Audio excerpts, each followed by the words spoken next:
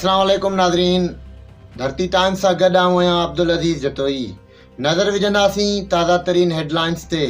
गॾा मां आदम सुरीर जी ख़बर शामिल कंदासीं। अक़लियती बिरादरी मलीर जे इलाइक़े मेमन ॻोठ में माशवरी जमायत पारां श्री धणी मातिंग ॾींहों जो ॾियारो मेमन ॻोठ में मल्हायो वियो। श्री धणी मातिंग ॾींहों जे ॾियारे जी ख़ुशीअ में शानदार रैली पिणु कढी वई।